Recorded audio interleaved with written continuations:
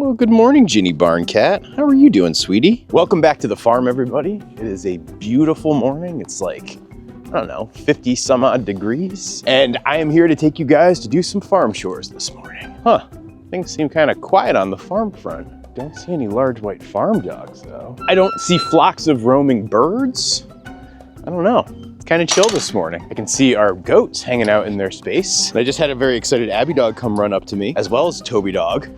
What's going up, Tobes? What's going on? The dogs seem like they are full of beans this morning. What's going on, you guys? So over the last few days on the farm, I have been working actually very hard on building the new goat barn. I will probably do an entire dedicated video to the goat barn build. I don't want to kind of give away too much yet, but I'm making a lot of good progress and I'm really excited with how it's coming together. What's up, gooses? What's everybody doing? At this stage of the game, the pond is 100% empty, but we've had a very, very dry summer, relatively speaking, especially relative to the last couple of years. You know, it's not that it drained, actually. The issue with the pond is that everything kind of evaporated out. And so I'm gonna have to work on getting some water to it, but there are more pressing projects right now. And so I'm not gonna let myself get distracted, which is, generally speaking, a problem I usually fall into. And so yes, I'm going to follow my work plan and tackle the most important things first versus the thing that catches my attention the quickest. Which, I don't know if you guys have that problem, but I have that problem all the time. And yes, the weird chicken house is still in kind of a weird situation. I will tackle this after building the goat barn. I'm also not too terribly worried about it, so, you know, in due time is how it goes. You will notice that our couple of hatchlings are growing up pretty good. They've got this white silky father, and it looks like for the most part, their mom is Carmen the Black Cochin. Even though I'm not seeing Carmen right this second, it seems like they act like Captain Janeway right there, that Rhode Island Red. They act like she's their mom more than anything else, which when you have a community of weird chickens is totally fine. Good morning, duckery-doos. How's it going? How's everybody doing this morning? So these are pretty much all of our young ducks. That one Khaki Campbell there is like the one old duck with them, but they've turned into a nice little flock. All right, now I'm checking in on Tiffany the duck. You having any babies yet? I'm giving you the chance to be the last duck mama of the year. Her name is Tiffany and she hasn't had any ducklings yet, but by my calculation, she should be very, very close. I'm actually looking around. I'm trying to spot. We have one other little duckling that hatched out about a week ago. That one is so adorable and so spunky, and it spends most of its time running around with a couple of the older mama ducks, and so they make for a nice little happy family too. Here we got a stray chicken. As you can see, the chickens are just kind of running loose. That chicken right there is part of the batch of chickens that hatched out with the mom down in this lower pasture. The roosters are going to be culled for meat, and the hens will end up part of our new laying flock. And actually, speaking of our laying flock, come with me! Belinda Carlisle, you cut the line. All of the other cattle are over here patiently waiting, and you, girl, just cut the line. I don't know how appropriate that was. But of course, it's also not the most egregious sin. The calves do it every day, where they will creep ahead of the rest of the herd to get the best grass, which I actually don't mind doing. But for the others, I'm gonna let them go now. Hey, cows, come on, cows, fresh grass, come on. Let's go, girls, come on. Hey, cows, come on, cows, fresh grass, come on.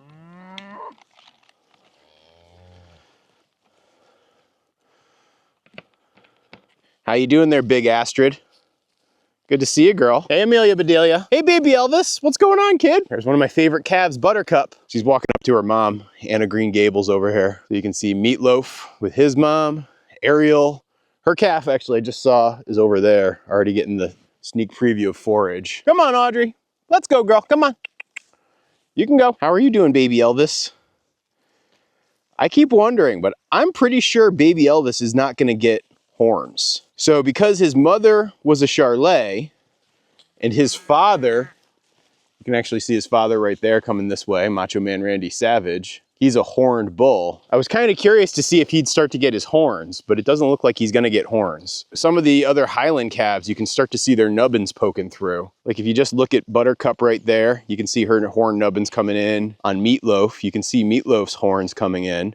But when I look at little baby Elvis, it doesn't look like his horns are coming in. So here we have Cindy Lauper. Her horns are just starting to come in. It's still a little too early for Sly Stone that you see in the back there, his horns coming in.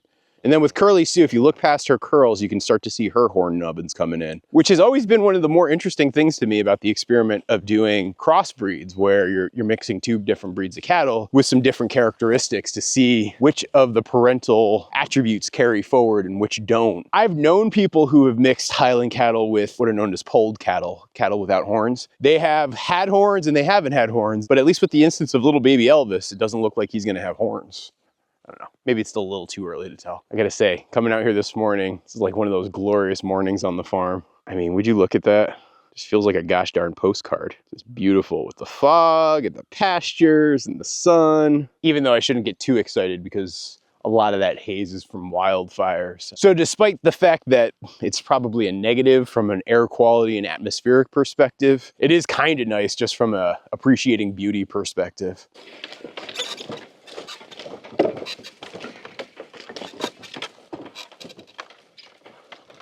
How's it going, Macho Man? You good, dude? Macho Man's been having a really good summer, putting in the work, doing his thing, spending time with the ladies. I can hear one of my heifers though. I think it's Belle. She's crying from the lower pasture. I just saw her up by the fence when I went to open the gate. I can tell right now she's in heat, which is why she's trying to get the attention of Macho Man. But unfortunately, since she's his daughter, I don't want them mixing. And so they're being kept very, very separate. And next year when she gets bred, it won't be with Macho Man.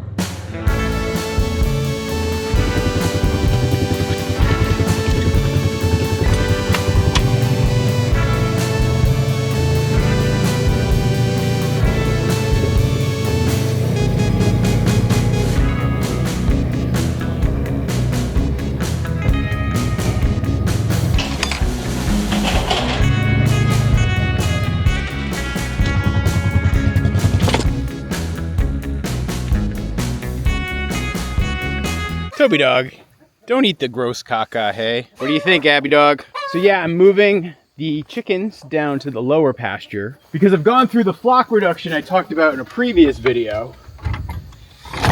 And I've actually got a new job for the chickens that I want to put them to work with.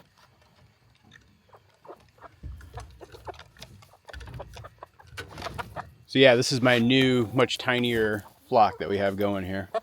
Looks like somebody just dropped an egg. Oh, I know which chicken this is. So I have one chicken that's like an olive egger, which is what this egg is. It looks olive. She's that like Americana cross that you see that just stepped up on the ladder there. She's the one who lays these pretty little green eggs. So now I've got these chickens down in this lower pasture back where the cattle were. I want to have them actually take all this spoiled hay that I have here on the ground and some manure mixed in with it. And I want them to kind of till and turn it. And I'm gonna have them do their thing for a couple of weeks in this space. The other thing I'm gonna start to do is take a lot of my other younger laying hens, so like the future hens, and start to introduce them into this flock with those girls. And so that'll be how I get a good mixture of flocks, and eventually they're all one big cohesive flock. This is actually kind of different from how I've done it in the past. Like in the past, I've usually tried to introduce the flocks all at once, and I found that sometimes almost creates like two flocks and like a lot more tension. I want to see if I introduce like a bird or two a day over the next few weeks, if that doesn't work better. I don't know, I could be wrong. You guys will be able to watch along and see how this experiment goes. Abby dog, what are you doing? What's going on? What are you trying to do? You're very curious about what's going on underneath the chicken coop. I thought I cleared out all the eggs before I took them. I did.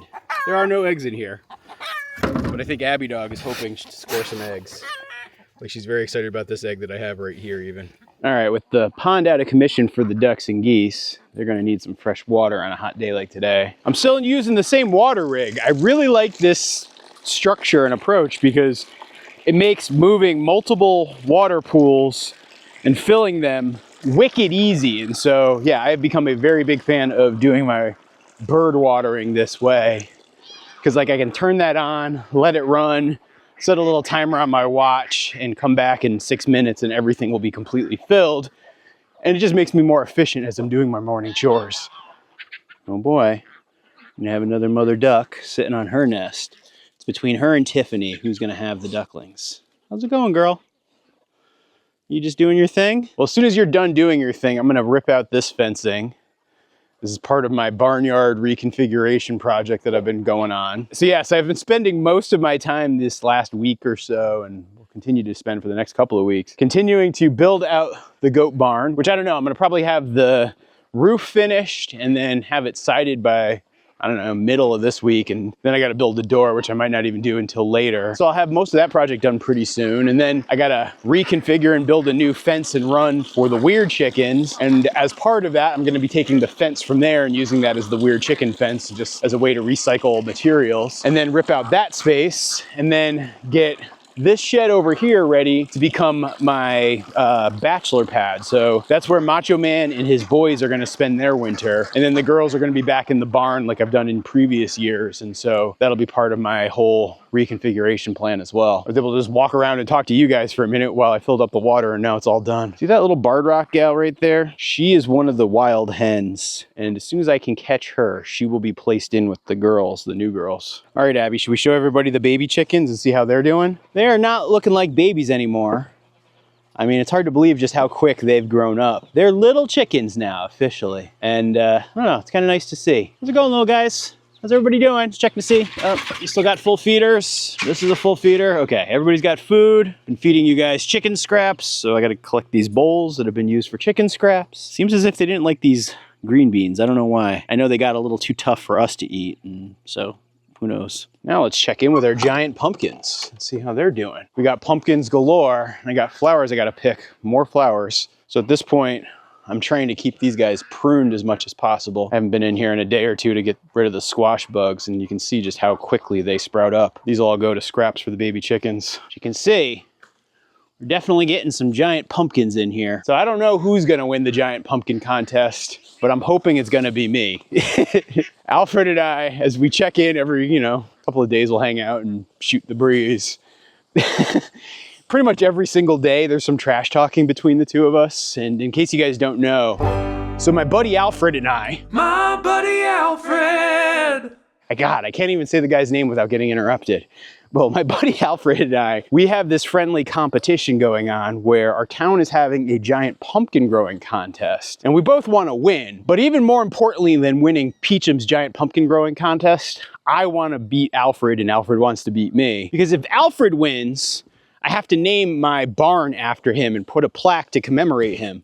And if Alfred wins, I get to name his sailboat, which I'm gonna need your help in naming. And so that is our friendly gentleman's wager that we have going over the pumpkins right now. And so that's why I'm trying to grow those giant pumpkins in there. I will say, this is the first time I've ever done giant pumpkins, and I'm learning a lot of really important things in terms of how best to grow giant pumpkins. I would not do it the way I'm doing it again this year. I've had a lot of problems with squash beetles. The heat is actually becoming slightly problematic given that it's inside the greenhouse. Just even the timing of when I was able to start my pumpkins was kind of thrown off a little bit, because what happened was, I had to wait until the birds stopped their laying and nesting season, and I don't know, I probably would have loved to have a month of growing time that I could have been using then. And so I definitely want to grow giant pumpkins again next year, and I think when I try to do it, I'm going to do it slightly different and just stick to growing the little sugar pumpkins that my birds like to eat in there. Or I don't know, I might even take a year or two off of growing pumpkins in there and just grow a different crop to feed the birds, because like I said, the squash beetles have been just out of control this year. I'm spending way too much time dealing with them, and so it makes me feel like that's not the best way to grow it, and so I got to come up with a better solution there.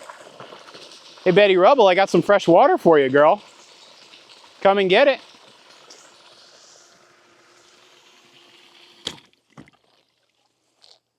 She is unquestionably my favorite of the yearling heifers that I have. She's really sweet. She's really easy to handle. Her sister Belle, I don't know why she's up. She's the one who's up in heat, and so she is like staying away. She's also pretty good. Hi, how are you? The two Charlet, oh man, they're such a pain in the butt. I just don't like them. I'm being honest. I know you're not supposed to say you don't like certain animals, but I just don't like those cattle. All right, so I have this bucket of squash bugs and squash leaves and squash blossoms. Set these out for the little baby chickens and let them enjoy it.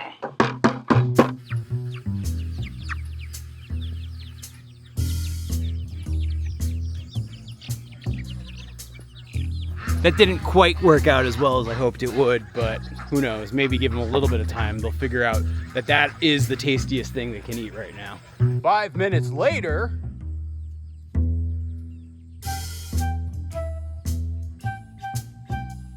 So I just finished watering the pumpkins. And so now, with all my other chores done, I think we can unleash the chaos of the gotois. How's it going this morning, boys? Hey, I got a treat for you. I'm gonna leave it here. Even though we have weeds everywhere, I find that they love it when I give them weeds. Like I'm just about to let them loose, but I know if I give them hand-delivered weeds that I just pulled out of the pumpkin hoop coop, they will eat these above all else, and they just love chomping them down. Isn't that right, Larnie? Isn't that right? Oh, you're such a good boy.